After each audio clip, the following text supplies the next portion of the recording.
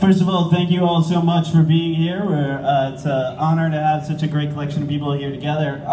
Steve, maybe we will be taking questions from the audience in just a moment, but before we get started, Steve, can you talk a little bit about the genesis of this project and where it came from and what drove you towards it?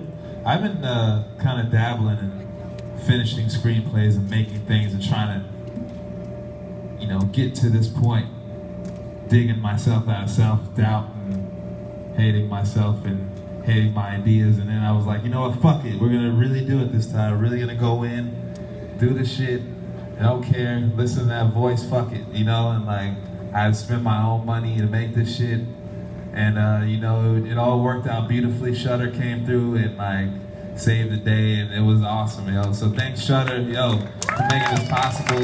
Thank you for believing in me and my project and everybody up here, I appreciate that.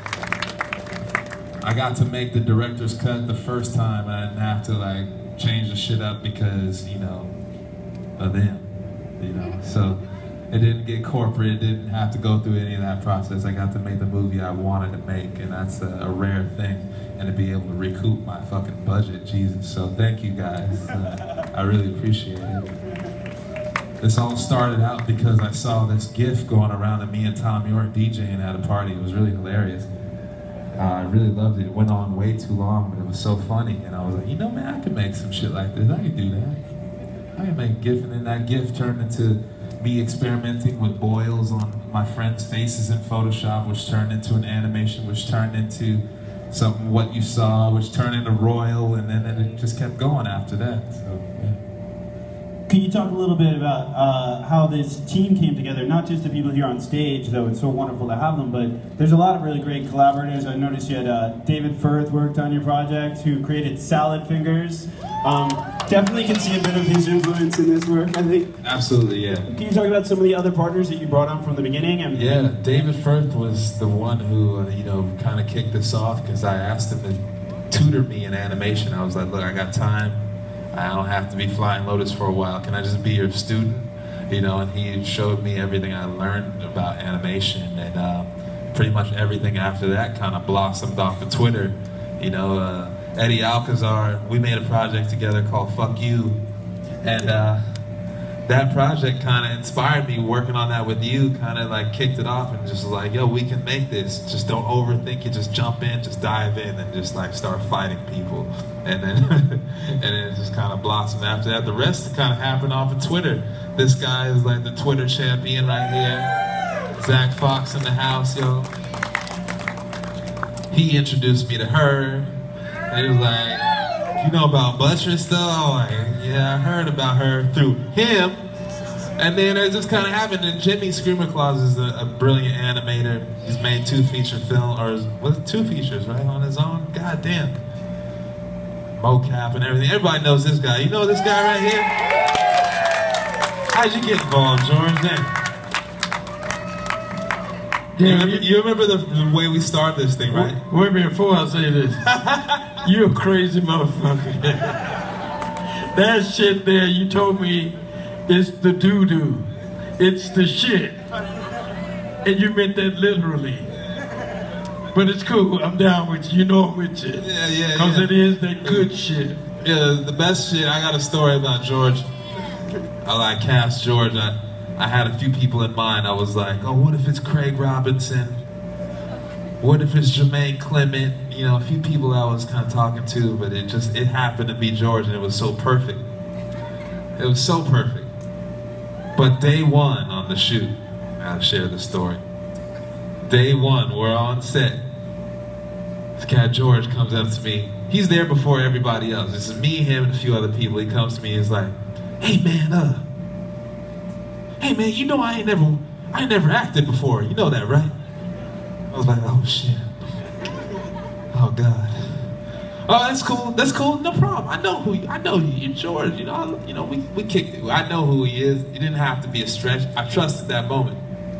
And right after that, he was like, yeah, and I don't really know any of the dialogue in the movie. Can somebody bring me over a script? I only know the monologue from the commercial. I was like, oh God. Somebody get him a script! And then Zach and him just made it happen. And it happened real quick and organically, and it was so cool, man. I was like so impressed with how you did that. Well, I'm glad you think so. I think you killed it, bro. Did George kill it? First time acting in a movie. Come on, man. Dr. Albert Clinton over here. Maybe for all the people who are up here on stage, can you guys talk a little bit about what you guys first thought and how, like when you were approached with this project? Obviously, it's not your standard fare. What were your first reactions, and what was it like working on this film? I was just hype as shit. I'm like, I'll do whatever the fuck Flying Lotus tells me to do. I'll give a fuck. So I was down as shit. I heard that it was a controversial role. I was like, fuck it, I'll do it. I don't give a fuck. Yeah, I'm just happy to be here. She thugged it out. There was that moment where she had to take the pregnancy test. She tried to do it for real on take one. I was like, no, it's a movie. It's a movie. She was like, but y'all need to show my vagina in the movie. I was like, no, it's cool. Cut around it. We'll do it again. Let's do it again. I showed the whole set of my vagina. Some of the others, what do people think when those people who did see the script in advance? What did you guys think when you first saw it? Was it anything like you expected? Well, I thought I was on drugs again. I thought it was 1968. Yellow Submarine in this time of day. You know, I said, damn, this nigga crazy. But I'm down. Steve just hit me up on Twitter, and I heard about his stuff from David First, because I had worked on something with him too. And he sent me the first 45 minutes. It was only a couple of the shorts so far, and I thought it was really cool. And I thought it was like the first actual cult movie I've seen in a long time, because I know a lot about cult movies. And it was just the first one that I've really seen in a long time that I thought would really, really be like this generation's kind of midnight movie kind of thing. So he basically just asked me, can you make titties scary? And I was like, okay. And I think we changed the script back and forth a few times, right? Yeah. So then I just eventually somehow ended up animating George Clinton's butthole. Yeah, that's that. And I was on set for that was pretty weird, man. The whole George story started like, hey, man, we were in the studio working on music, and I was like, hey, George, I got this idea, man, but how do you feel about showing your butthole on camera? I said, what? He was like, I said, what is wrong with that? No. Where's this dude coming from? So you're saying that wasn't really George's butthole? Hey, when I saw it, when I got there and I said, what's this? That's your ass. Okay, cool. Thank God for special puppet effects. ass.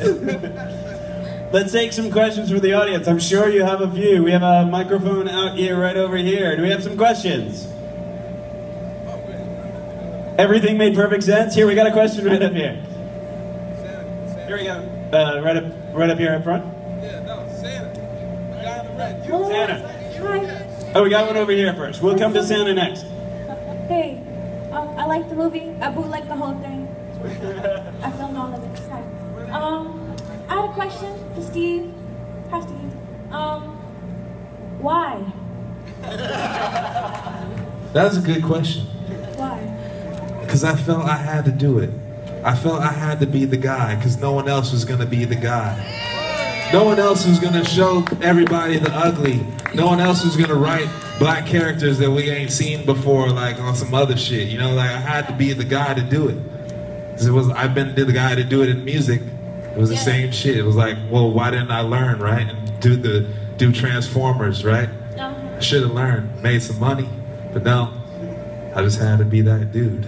And I have a quick question for Buttress. Kill, marry, or fuck Oprah Winfrey,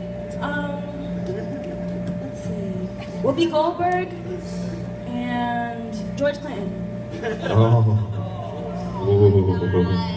It's between Whoopi and George. I love them both so much.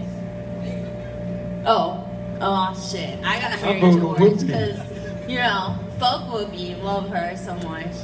And I guess What was the last one? I gotta kill Oprah? Shit.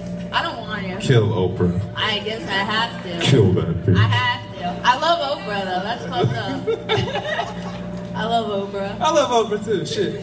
I know. I can't even say it. I know. I'm getting written up on a blog about that shit. You said kill Oprah and called her a bitch. Yeah, Fuck don't that. know. I love Oprah.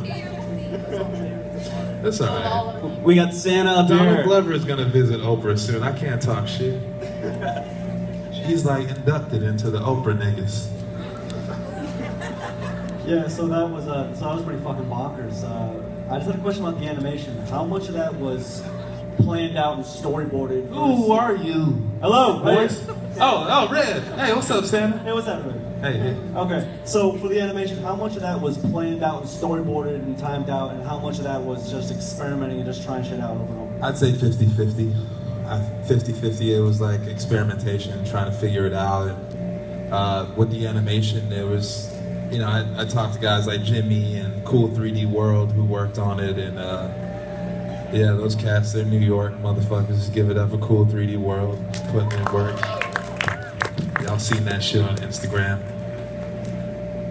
Yeah, you know, we just, I reached out to them, and, you know, we tried to do as much as we could beforehand, but, you know, a lot of things just kind of happened in post. I didn't have a lot of resources. You know, like once we shot the movie, I was like, shit, I'm done spending money. So I ended up having to do a lot of the shit on my own in post, and if I wasn't able to do it, I have my friends like Jimmy and, you know, Cool 3D and, fucking Nick Denboer, who did the chickening, and David Firth. They all helped me out with visual effects too. If you haven't seen The Chickening, if you like this See movie, The you should Chickening definitely for see The sure. Chickening. Another question. Over Don't here. be shy, goddamn. Where's that 'Cause microphone? I ain't gonna answer questions when you asking me for photos. We're just doing photos. I think we have someone actually has a microphone back there, right? Hey, Go for what it. up? Hello, I'm from Canada. Hey.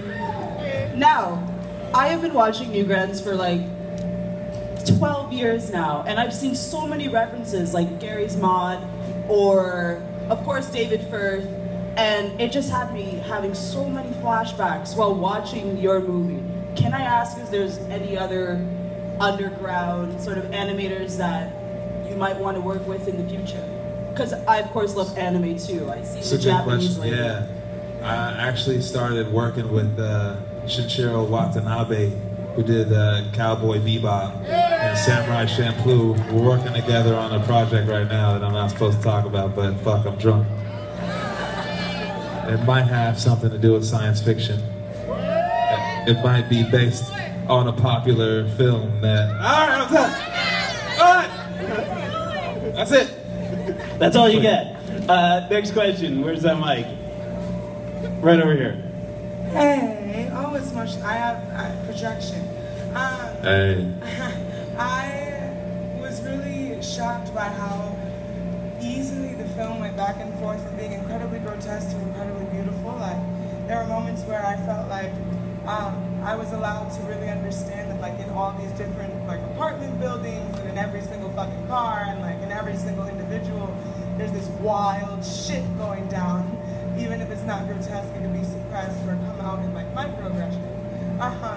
So I was already in this wave of thinking about how like we can feel a little bit closer. I do a lot of activism, so I'm like, how can we feel closer leaving this film? And at the end, that last fire piece of writing, why did you think that it was necessary? Yeah, I think that's my question. Do you mean why was the very ending like the last incredible piece of writing? Like, did you put it there? Like, was that a part of the plan, or did you watch it a few thousand times afterwards? No, once we started working with him, once I started working with him, I felt like I knew it was going to be part of the beginning, and I felt like we needed something to kind of ground the ending, just to kind of like solidify everything and to kind of round it off. And we shot that first part with the opening of the film. We shot that, and the next day, like after I watched it, I was like, yo, this ain't over yet. This is not over. We got to do one more bit. And they came back the next day, and we knocked that part out right there. Yeah, thanks. glad you liked it. Wasn't all for nothing. Shit. Next question, yeah. Back there. Hey, what's up?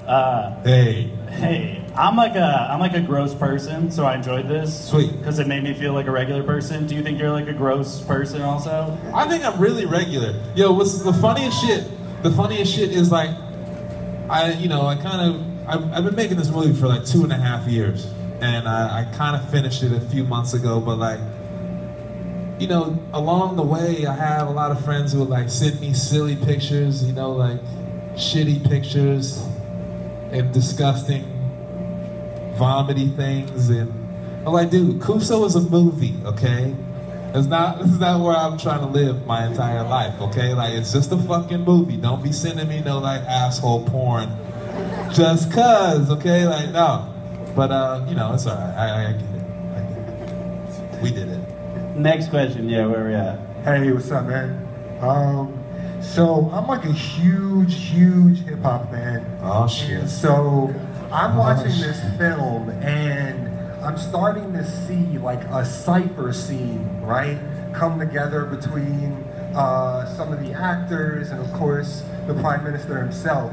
I'm just really curious, when it comes to that scene itself, what level of like improvisation came into that scene? What level of creativity came into it? Which one? Mr. Quiggle. Yeah. Mr. Quiggle. Yeah. Mr. Quiggle. Woo! Skirt?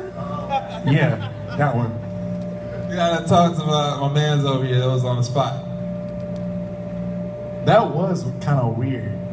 It really did happen as much on the spot as you probably would want it to, as a hip-hop fan from New York.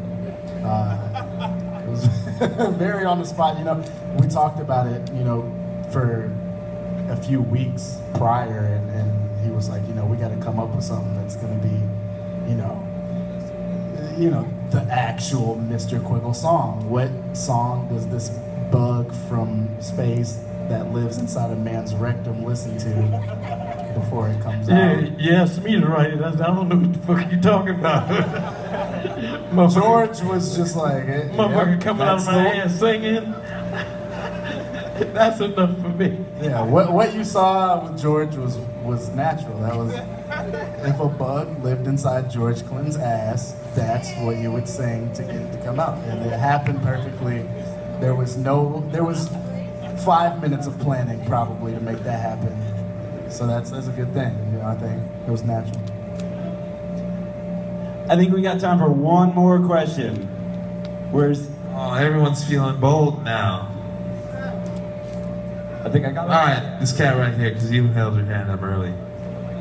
Oh shit! Well, 2 questions. Go. Quickly, let's do it twice. 2 questions. What you? Hey. Hey, what up, bro? Thank you so much for the movie. Haven't seen anything like that ever. Let me see. So, coming to being a filmmaker from being a musician, how much of the film's visuals and concepts and the editing, the pacing of it, was informed from your musical style? Yeah, man. It's funny because I was actually really into films before I got into music heavy, you know, so to me it's like kind of the first thing I really wanted to do. I was really into editing, I was really into all the technical aspects of it, and I was really pursuing that before music took off. I was excited to just make beats when I was in film school. I was like, shit, I can do this on my own, I don't need no help, I could just like kick it, make some tracks, you know, so it was really appealing. But I had always wanted to make films, so I guess they kind of informed each other. And you know, now, having done this, when I work on music, I think more about sound design, and I think more about like the world of the track, I guess. And so it's actually, making a movie has done more for my music, actually. So we're gonna wrap up this Q&A because we've got one more section for this evening. But Steve, how can people spread the word about this film? And it's coming out on Shudder just a couple of days, right? No, it's coming out on Shudder July 21st. I appreciate each and every one of y'all for coming through out here in the next room. Thank y'all so much for coming through. Seriously, I'm gonna play some music. I don't know what I'm gonna play, but y'all welcome to hang out and hear what the fuck happens. If you like it, tweet about it. If you didn't like it, just stay quiet and hate me forever. And thank you, bro.